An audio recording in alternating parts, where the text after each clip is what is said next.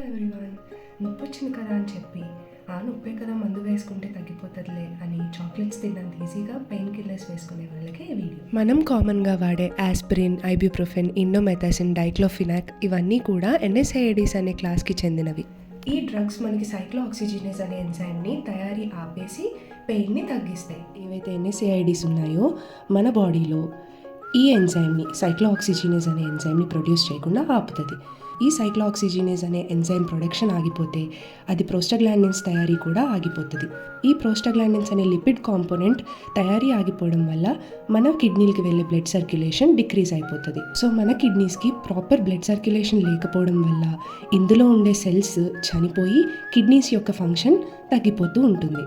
అంటే మన బ్లడ్లో ఉన్న toxins, waste products and excessive body fluids filtration కూడా ఆగిపోతుంది. నొప్పి వచ్చినప్పుడు పెయిన్ కిల్లర్ వేసుకుంటే దానికి కిడ్నీలు పోతాయా అనుకుంటున్నారా?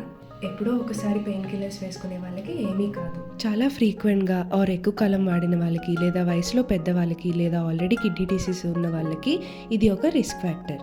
అయితే ఈ NSAIDsలో కొద్ది గొప్ప ఒక సేఫెస్ట్ డ్రగ్ ఉంది, అదే పారాసెటమాల్. అదేంటి పారాసెటమాల్ జ్వరానికి కదా అనుకుంటున్నారా? పెయిన్ కిల్లింగ్ కూడా పనికొస్తుంది. అయితే గుర్తుపెట్టుకోండి, ఏదన్నా అమితంగా వాడితే హానికరమే. Okay, bye.